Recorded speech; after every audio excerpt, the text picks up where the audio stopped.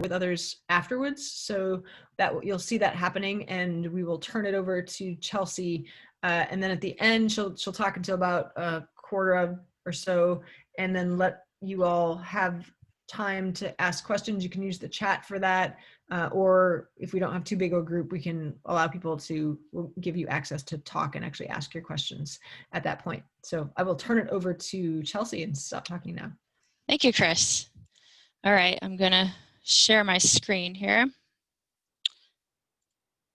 All right, hopefully everyone can see that. I'm just gonna adjust my screen a little bit here.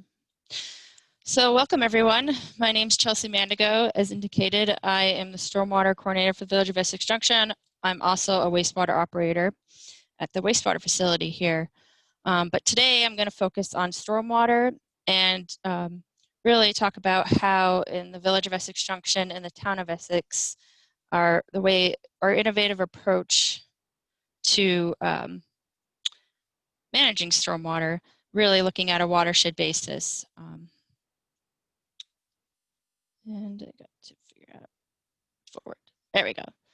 So just briefly, stormwater management in Vermont really consists of a lot of permits. Most of them are state issued permits that are passed down from the federal government, really stemming from the Clean Water Act, also related to our water quality problem in Lake Champlain, which is phosphorus. So I am going to talk about how the village and town are trying to achieve our permit requirements jointly throughout this presentation, and largely talking about these listed on the screen here. So just a brief history between the Essex Junction and Essex Town, because it does kind of aid in our setup of stormwater management. But as of now, we are two separate municipalities, but we have a really interesting dynamic where village residents pay taxes to both the town and village. So, you know, it's created some interesting problems and advantages. One issue is the communities have really been actually trying to dissolve this and have a merger vote. They've had it several over the past 50 years. Most currently, we're actually about to have one in November of this year, and also in March between the two communities to see if merger can happen again. And that was really, that's the most current vote has stemmed from retirement of a municipal manager back in 2017. But regardless of all this, for stormwater, the merger, whether we were merging or not, it didn't really matter, because it's really the watershed that we're working towards. And so we started to manage stormwater jointly in the town and village probably around 2014.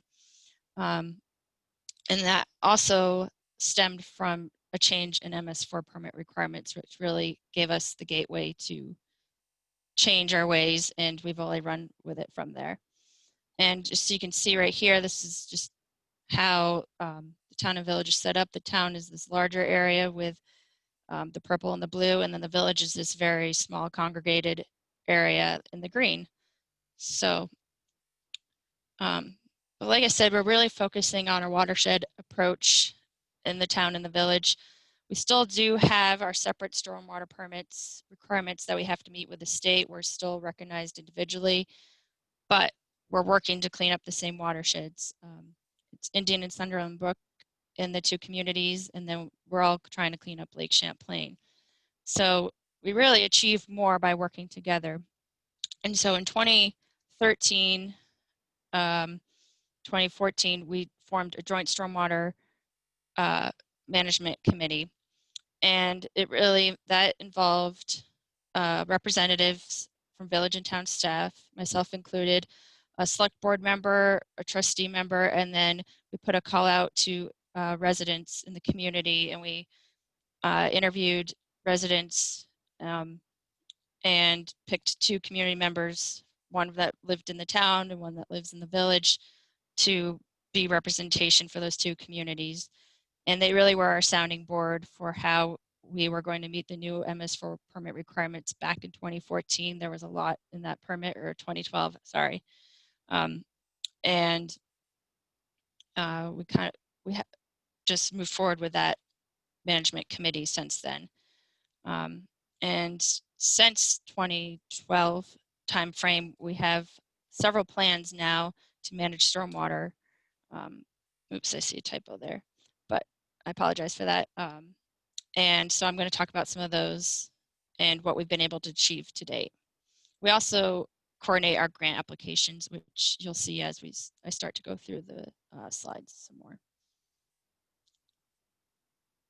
So the MS4 permit, Municipal Separate Storm Sewer Systems, that was a permit that was issued through the Clean Water Act, and it requires municipalities to reduce the amount of stormwater runoff and stormwater impaired streams, and in the town and village, that is Indian Brook and Sunderland Brook. We have several requirements we have to meet as part of that permit. We have 6 minimum measures, our flow restoration plans for those 2 streams, Indian and Sunderland Brook. We have a phosphorus control plan that we are currently developing jointly, and then we have the municipal roads general permit. The 6 minimum measures are outlined here. I'm going to go through each one of these and then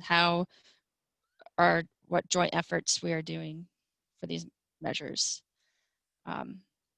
Minimum measure 1 and 2 are the public outreach and involvement and education measures, and this is already joint in the county. This was established, I think, in the similar time frame where folks realized working together would go a lot further than trying to each develop our own public education programs. So that is how Rethink Runoff and the Stream team were born. And the illicit discharge detection elimination. This is really trying to find illicit connections in the sewer system. This is picture on the left is something I actually discovered in one of the neighborhoods. I'm not sure what it was, but you know, we do inspect a certain amount of catch basins and outfalls. We actually inspect all the outfalls in the 2 communities, and then a certain portion in the town and the village. And I'll talk a little bit more about that at the end here of the minimum measures. Construction site stormwater runoff control. We do our own inspections of construction sites to make sure that stormwater, that they're building whether it's a stormwater practice or just a construction site, they're building it as intended, but we are mostly focused on water quality and making sure that the erosion is not occurring. You can see the before and after. This was when this was actually in the town when it was inspected. There was no erosion control at all installed. And so, you know, we reach out to the contractor and ask them to follow the erosion control plan that was laid out in their approved project. And as you can see, the after, these are erosion control mats, some check dams. You can't see the erosion control matting, but, or sorry, fencing, silt fencing, but that would be another measure that they should implement. Oh, here's another example. It was on the next slide. Here's one in the village, just they did not seed properly. Luckily, this silt fencing did do as is intended, but it did need to be replaced because the sediment almost overtopped this fence here. And you can see the after when they went in and regraded and put down hay and mulch. Construction site entrances are really important as well to prevent tracking out onto the road. Those are all things that we try to look at as part of that minimum measure. And then it's the post-construction, you know, continuing inspections once construction's done to make sure the practice installed continues to work as intended. Also that eventually once this is reestablished, in this example, the contractor will go back and remove this matting once grass has come up. And then we have minimum measure 6, which is just everything else: street sweeping, catch basin inspections, cleaning and repairs, outfall inspections, and training. And so how have we taken the community approach to meeting those minimum measures? We actually do a lot of shared equipment between the two communities. Specifically our Vector truck. The village owns a Vector truck, and we work with the town to provide cleaning of catch basins every year, as well as actually related to wastewater, their pump stations. We help with cleaning their wet wells out of grease. So that's one example of our community approach. We also, probably around 2012, 2013 timeframe, the town had always had summer interns that did a lot in their public works department, that did a lot of the inspections for stormwater. And it was decided that they should be a joint program. So for the past 5 years or so, we've really built that program to be a joint village town program, where we've actually gone to a pretty set routine on the inspections that these summer interns do conduct to help us comply with the minimum measures. So they'll inspect, like I mentioned earlier, catch basins. We're in the village, we're on a 2-year cycle for having all catch basins inspected, and I believe in the town it's every 3 years. And then every year we have all outlets and outfalls inspected, as well as some of our stormwater practices, special practices. We have those inspected every year. And they look at, for inspections, they look at the amount of material that might be in a catch basin. And if it's above 2 feet, or, well, definitely above 2 feet or a foot or more, we have it cleaned out. And any maintenance issues, we train them on what to look for, and they create a report at the end of the season, and we have Public Works take it from there to fix any immediate needs, and then create a maintenance plan for the remaining. And they also do a lot of our illicit discharge detection. So because they're out inspecting all these streets or catch basins in the street, so they're usually the ones that find the illicit discharges, which is, you know, things like paint and grass clippings. Some people will put that down into a catch basin. So they're really our eyes on the ground for getting the word out to the community that, you know, these catch basins go directly to our stream, and you can't be putting material that's not meant to be in the stream, in the basins.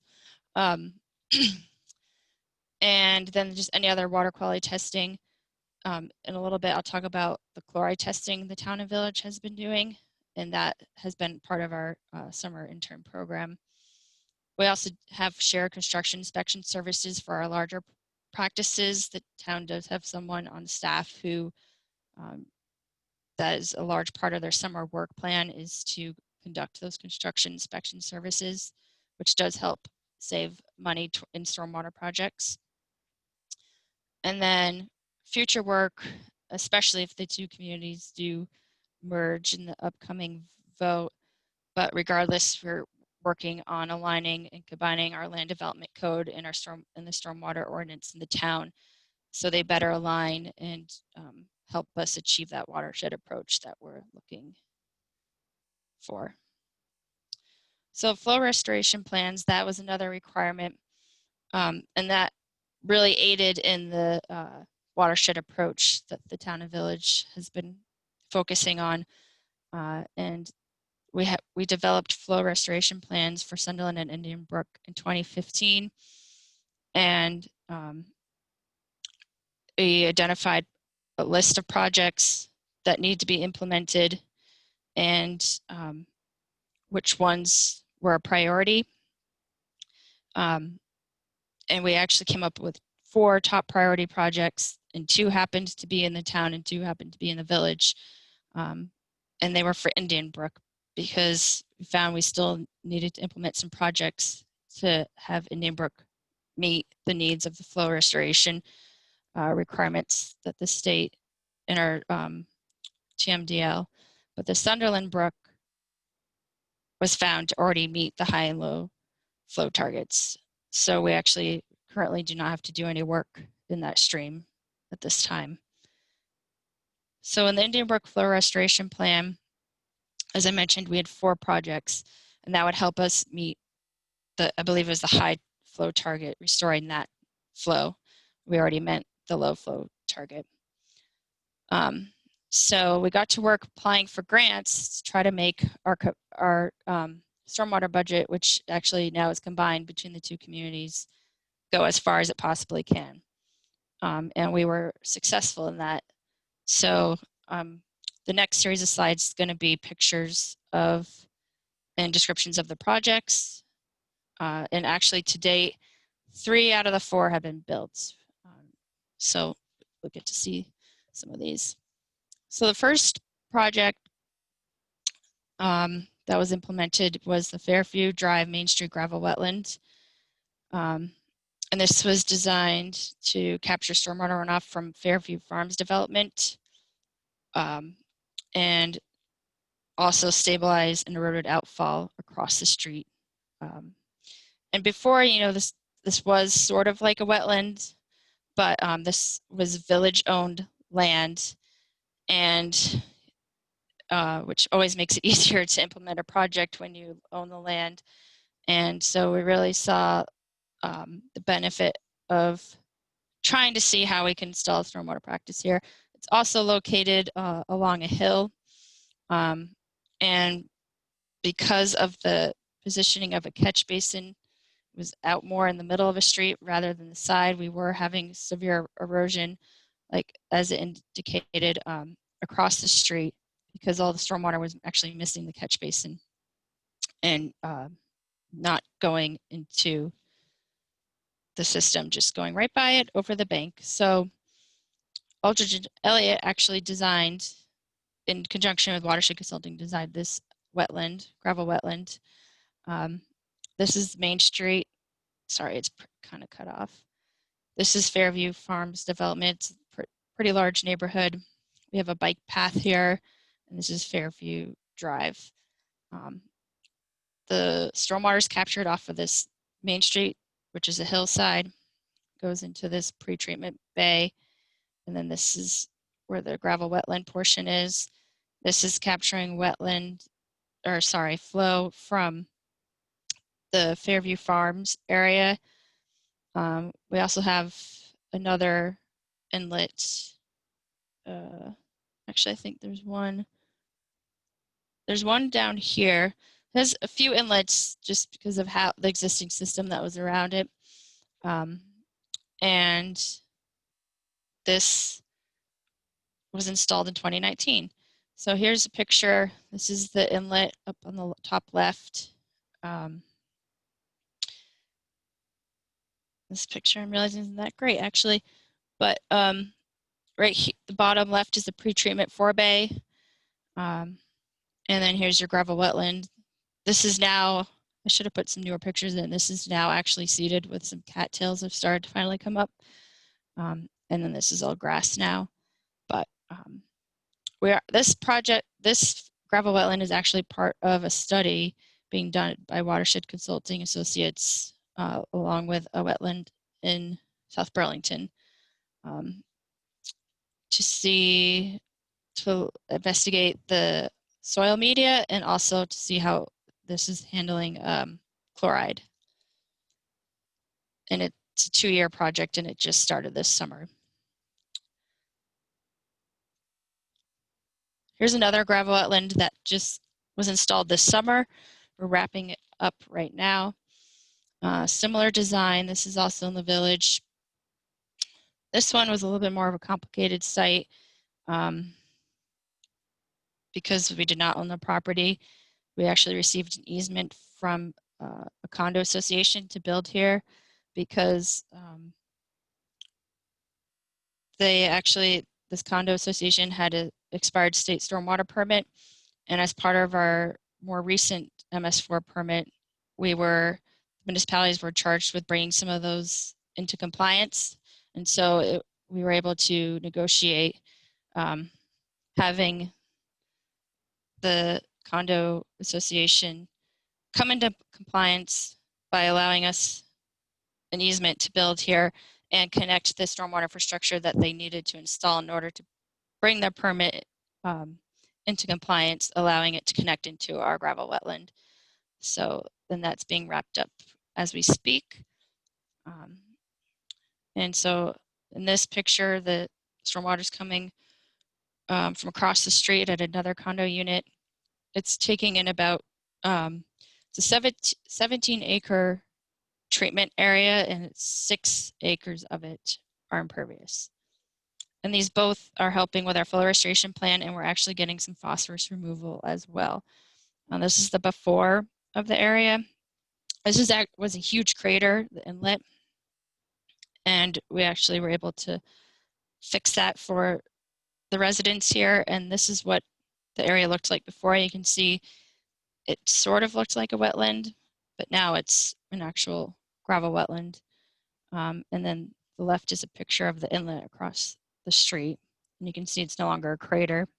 And we actually put a catch basin in, which is covered with the erosion control matting still because the grass has not come up due to lack of rain. Sydney Drive, this is in the town. This was built this summer. I unfortunately was not able to get pictures from the town stormwater coordinator, Annie Sandy, in time for this. But I do know that it was installed or just about finished. And again, as part of the flow restoration plan, we were looking for opportunities. And so this is one that was identified that would help achieve the flow restoration plan.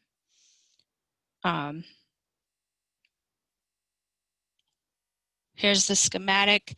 It is a series of underground chambers with a filter media. I really can't explain too much of it because I wasn't directly involved. That is one way how we've split up the projects here is, we still kind of I manage the projects within the Essex Junction borders, and Annie still manages the projects within the town. I mean, we do support each other, but we're not as intimately involved with the projects.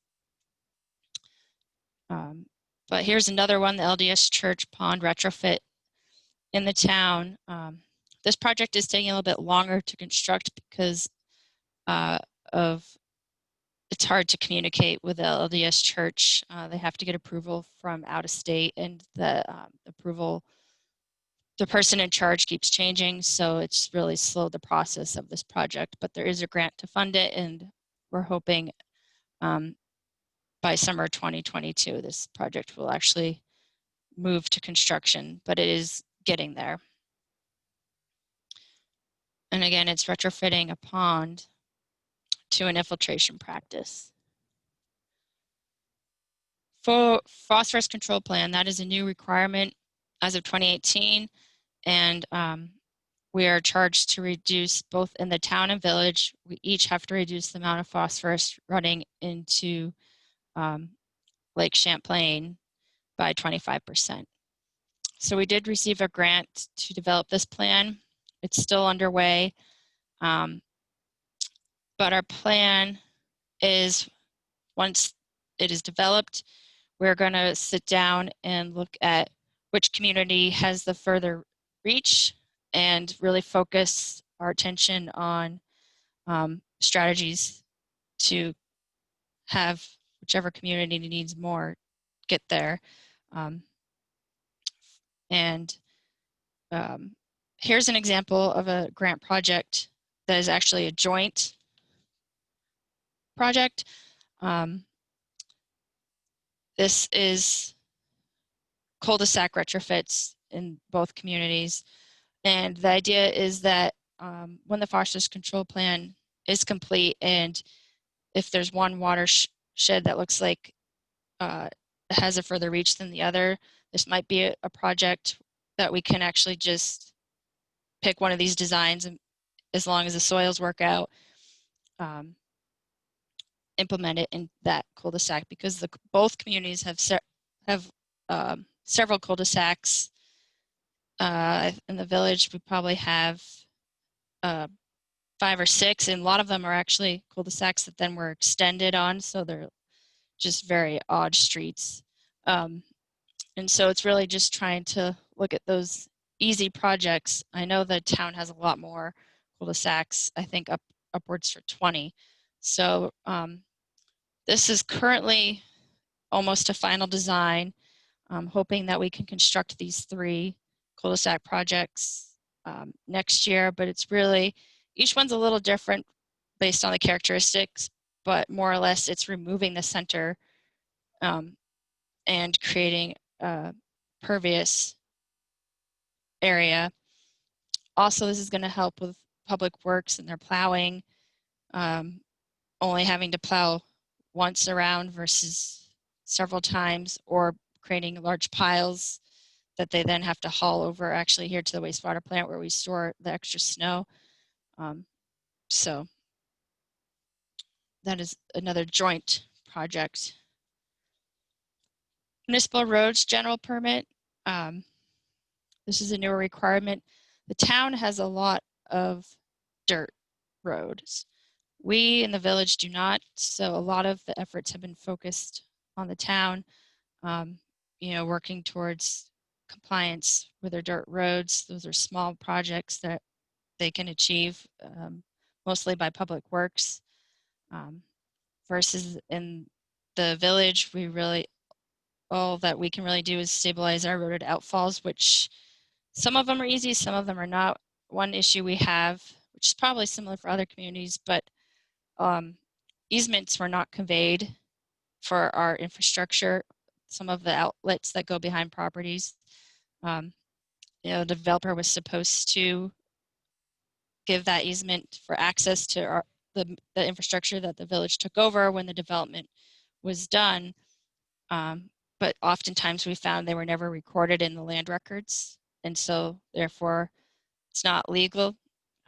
So I've actually spent a lot of my time chasing easements in order to get our work done and contacting homeowners to request easements. And it's not always successful. Here's an example of all the hydrologically connected road segments in the town and village. Well, actually, it's all the surrounding communities, but this area in the middle here is in the town and village. This is a series of grants for the Municipal Roads General Permit, all in the town. It's really just working on improving the ditching along their dirt roads. In the village, we had a project where we stabilized a severely eroded outlet, as you can see in this picture on the left. That was above my head, and I'm 5'7", so it was really bad. We did receive a grant to do this work, and because Public Works had time a couple of years ago, they were able to work with a contractor just to hire the excavator operator, and it saved a lot of money. So we are trying to do more projects like that where we might not have the right equipment, but if we can at least hire the operator and the equipment and have Public Works do the rest, we're finding a large cost savings in that. Here's another example of an extremely eroded outfall in the village. This was another grant that was awarded to us in the before and afters of each. Another example. We have several of these in the village and in the town, but we're slowly chipping away at them. Another aspect that the town and village is working on is culvert replacement. This slide actually I did not update because these lower west culverts were actually completely, actually no, sorry, the upper east culverts were completely taken out by the Halloween FEMA event last year. So right now this road, Densmore Drive, is closed. And we are actually about to go out to bid for a replacement culvert structure. But as you can see, these are pretty severely undersized. And it turns out that all of the culverts on this road need to be replaced based on the study that was just completed due to the FEMA event and properly sizing this replacement structure.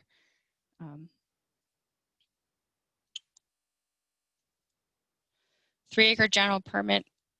This is a new requirement from the state of Vermont, another way to help clean up Lake Champlain and trying to look at large parcels and ways to capture stormwater off of those parcels and infiltrate it. We in the village and town have 38 parcels, but none are actually owned by the municipalities. So at this point in time, the village and town are really going to just, we're not looking to partner with private business owners or properties at this time to try to bring those areas in compliance, unless they have a really good project site. But at this time, we just offer some advice, steer them toward the resources that we know are out there. But by and large, we're going to keep working on our other aspects of the phosphorus control plan and the florestation plan and our municipal roads general permit. So one really interesting project the town and village has been doing since 2016 is chloride monitoring. When the new TMDL for chloride was created, we had no idea what kind of chloride levels we had in our local streams. So we decided that we wanted to find out. And so we worked with Watershed Consulting Associates and developed a winter monitoring plan that we then translated also into a summer monitoring program with our summer interns. And we found we have some chloride issues in both Sunderland and Indian Brook. They both exceed both the acute and chronic impairment that the state has set. And we did actually partner with the high school and UVM to try to apply for a further study to be done, but unfortunately that grant was not awarded. But hopefully in the future we can, because we do know that we have a location, the high school in particular, where we could try to work with them to reduce their amount of salt application to see if it helps Indian Brook, which goes right by the high school. There's direct communication from the parking lot to the high school parking lot to Indian Brook. So it'd be a great test site to see if they were to change their practices, if we're going to see a reduced chloride level in that area, because we definitely notice it in our several years of monitoring, both in the winter and summer. Another aspect that we're just starting to get into is aging infrastructure. You know, we've been focusing a lot on our municipal or MS4 requirements, which is all about infiltrating and restoring flow and infiltrating into the groundwater. But we forget about, and that involves a lot of green stormwater infrastructure, but we forget about the gray stormwater infrastructure, which is our catch basins and our pipes. So we applied for a grant to start doing some TV work, closed caption TV work on our infrastructure to see what our condition is. And we really focused on the corrugated metal pipes in the two communities. And that's actually underway right now. The inspection TV service just came back this week to continue. And actually this picture of the raccoons was when they were here 2 weeks ago. They came across some raccoons and it was their first time ever, which I thought was interesting. Clearly it's been a dry summer when some raccoons take home in your one of your outfalls. But we know we have some issues. We know we're probably gonna need to slip line some pipes. So this is really the start of what we hope to be a several-year program where we get a full condition assessment of our pipes and start to create a replacement plan for the targeted areas. And here's just a map of all the stormwater, the gray infrastructure, the drainage system in the village. It's over 1,000 catch basins.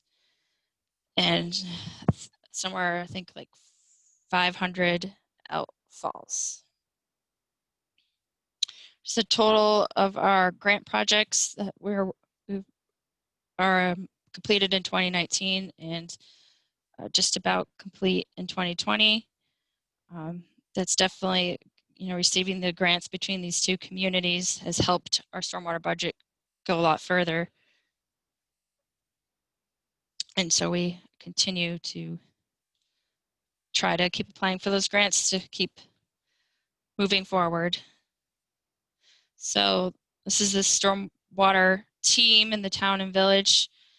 I think, yeah, that's all I have. Thanks, Chelsea. That was great. So there's one question so far in the chat, which is curious. Were those raccoons in the town or the village? The village, Corduroy Road. They're taking it home. So thanks, Deb, for that question. And so we welcome others to ask questions. You can use the chat if you want to. I always forget between the two systems. I don't think we cannot raise our hand in Teams, right? So if you do have something. Oh, sorry. Go ahead.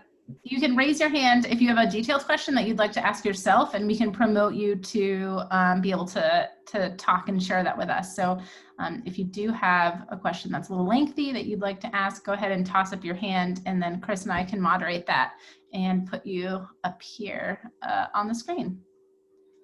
I don't see a hand raising option, but it could be my style of thing because, oh, good. Somebody is. Oh, there's a hand raise. Oh, yes. Okay. Let me promote you, Beverly. Okay.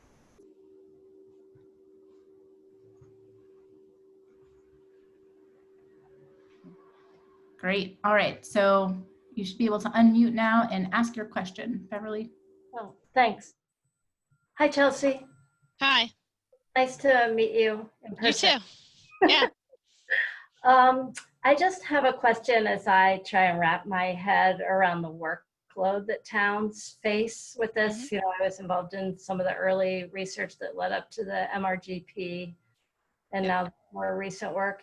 Have you guys tried to like project out how much it would cost to get everything up to standards, meet flow reduction targets at the town level to do that kind of budget analysis?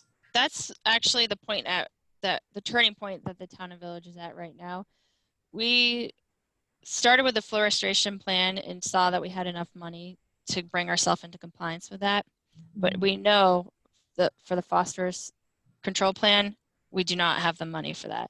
So we're really at that tipping point where we need that plan finished, some ideas for projects and costs, and then we're going to need to approach the trustees and the select board with how do you want the communities to pay for this?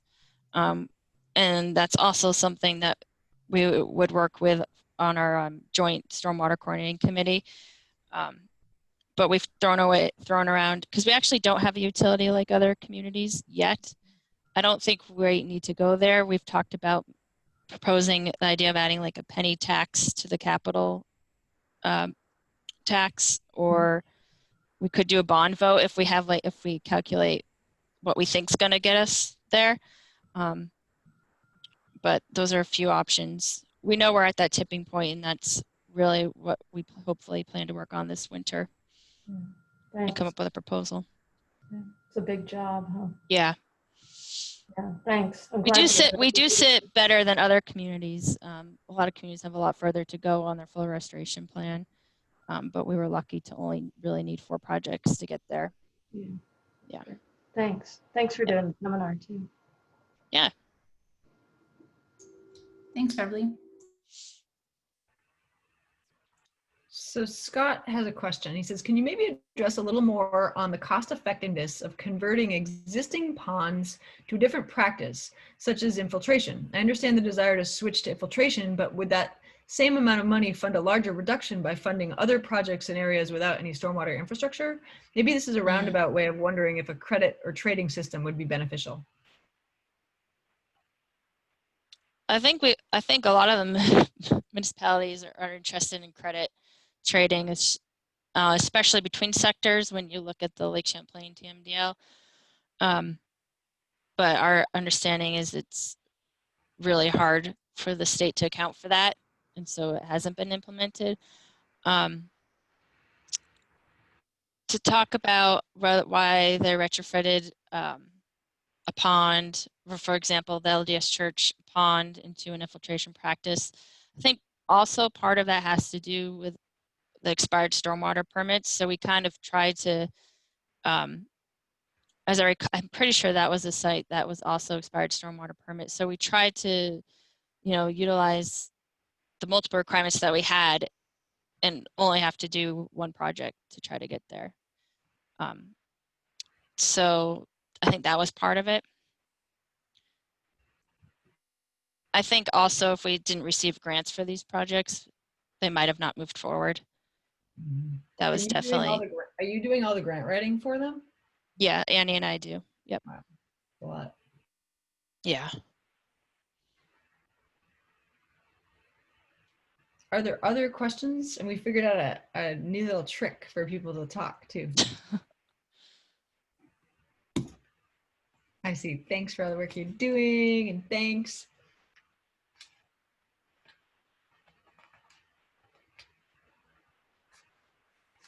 Deb, I'm curious if 2 communities are better than 1. It's a big question. You related to stormwater management, I'm guessing? I guess. Deb, do you wanna, yeah. I don't really know. Yes. And managing project. Well, it's actually, yes and no. It takes a lot more coordination. Funding, it has sort of helped.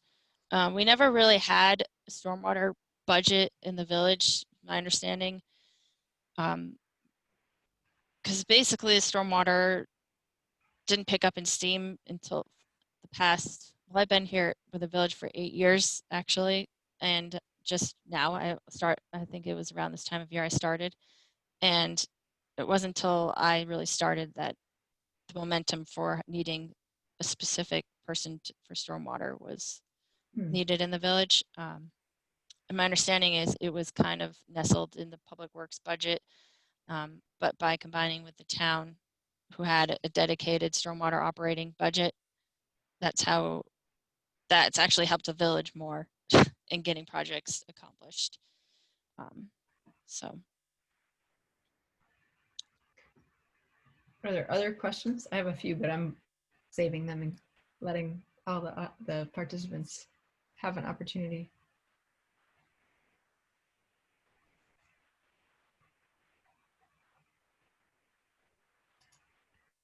I'll ask one while you're all thinking. I'm curious about, I had heard last year that people were kind of frustrated with some of the new projects. Have you heard better things this year from people now that the things have started to grow in? No, thank you. I wanted to talk about that. That is actually an occurring problem. We're having some difficulties in the town and the village with resident buy-in. Anytime we've cut trees, even if it's allowed, we go through all the steps, all the permitting, it causes uproar. And that can continue to be the case this year. We have residents that are very unhappy with us still. And we're trying to find ways to improve our public outreach and participation in these projects. We did have public meetings on both the projects that were built this year. Unfortunately, a lot of these grant-funded programs take for upwards of 4 years through design to construction. So, you have a public meeting back when you're in like 60% design, which is almost for the project that went into place this summer was 2 years out from when it was actually built. So we had some people attend it, but not enough. And then when the time that came where we cleared the site, that's when people started paying attention. And so we're still having issues with residents not appreciating what we're doing. And that, yeah, frustrated. It's a lot of the things like you're talking about those cul-de-sacs, and I think that seems super innovative to use. That yes, actually, that's the one where we've had public meetings and we've had a huge turnout for some like 10 residents, which is a lot for a cul-de-sac. It's basically every house. Yeah. I think those are going to be better received because again, it gets back to, you know, those gravel wetlands that we installed in the infiltration system that was installed on Cindy Drive involved a lot of land clearing. And that's, I think, what upsets people. So still figuring out how to get the word out better and making residents be more or heard as part of the project, I think will go a long way. We're just trying to figure out the best way to do that. Yeah. For the students who are listening, the UVM students, I'm curious how you find your interns and when you hire and how many interns you hire. We generally hire 2. That's, been that way for the past 5 years. We typically advertise February, interview in March. And with COVID, we actually ended up doing all virtual interviews, which was a first. But we still were able to hire interns this summer, just had a little bit different working arrangements where they had their own little office and but it worked out. That's great. That's good. Yeah. So we generally advertise through I think it's the Career Center at UVM. Okay. Yeah. Good. That's great for all of you UVM students out there. Anybody else have questions?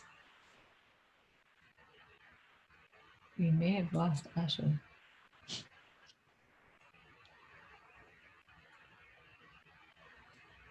So I'm going to ask another one. I do have so many.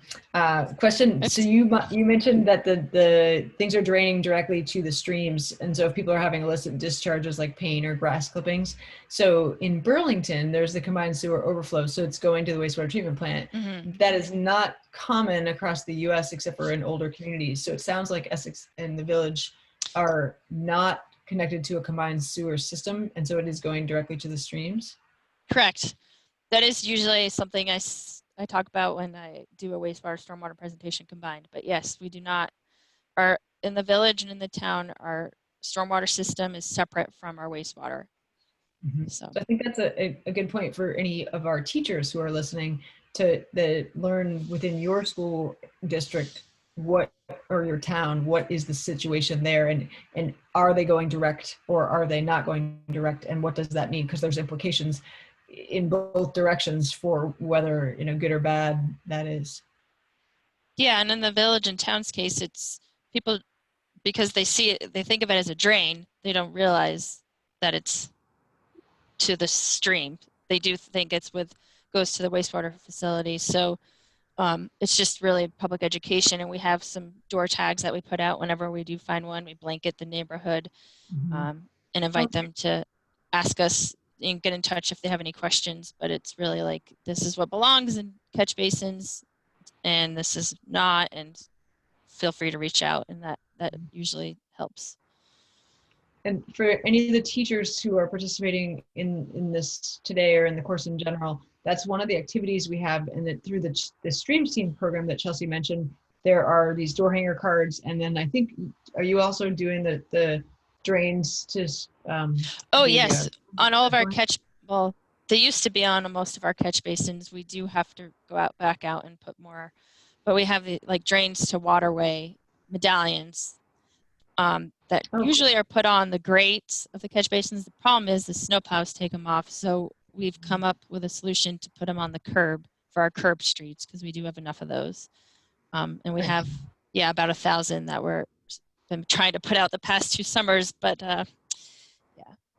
we still have a good, probably 500 or so out there. Nice.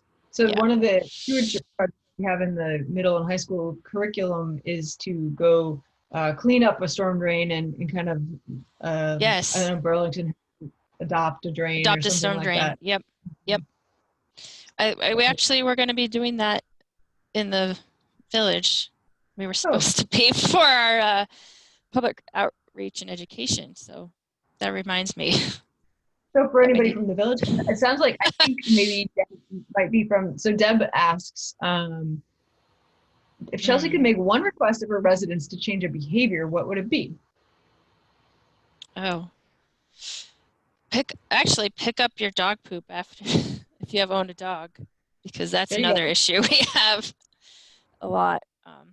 And also the other behavior, which is a big issue, is community dump sites over our outfalls. That is a large issue. What kinds of things are people dumping? Just regular trash? Mostly, no, mostly yard waste, grass clippings, but then, you know, it's just, to them, it's the side of the road, but usually it's right over one of our outfalls, and then eventually when enough of that, and like brush too, enough of that's gonna fall onto, over that, cover the outlet, and then it's gonna cause problems in the street, could back up onto the street, the stormwater during a big storm, or just bury it. And so they can't find it. should be able to bring that to the county, Chittenden County Solid Waste District for free, right? I think you have that material. I'm not sure if it's for free, but that is where you should be taking it. Okay. Yeah. Holly has a question. How's the maintenance of these new types of practices going? Did you have to get new budget? Can you find or have qualified staff? Well, they've only been installed a year, so we haven't had much maintenance yet. To be honest, I don't know what kind of budget we would need to maintain these at this point in time. This is our first, for instance, the gravel wetlands, it's our first wetland that we put in.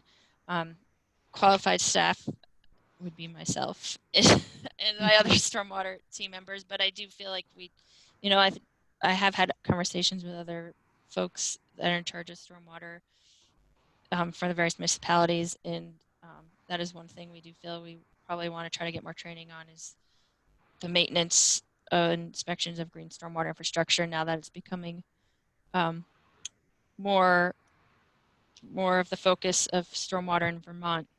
That's definitely a need, I think. It is. It's a big push right now. The operations and maintenance standards are being developed, and they will be coming out in the coming year, probably, of what needs to be done for those green infrastructure. If, as you think about that, if there's things that schools can do, that's something that we can add into the curriculum, and we can try to educate broadly, not just for your town and community, but maybe more broadly, but maybe more complicated than that too for certain practices.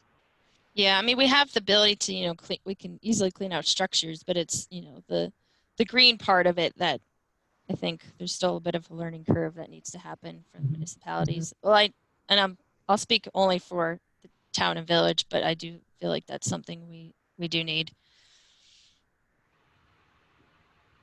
guidance on. On how to do that? Yeah, the green part of it. So, like, you know, the media, knowing if, for example, the media that was just installed in the town, probably you could look at condition, but when would you need to replace that, or when do we need to improve the gravel portion of the wetland, you know, or do we need to do anything with the vegetation that's growing on top of it? Those are all things we need to learn about. Right. That makes good sense. Luckily, these just were installed, so we have a little bit of time to figure this out, but sure, that is something that we need to focus on next. Any last minute questions from folks?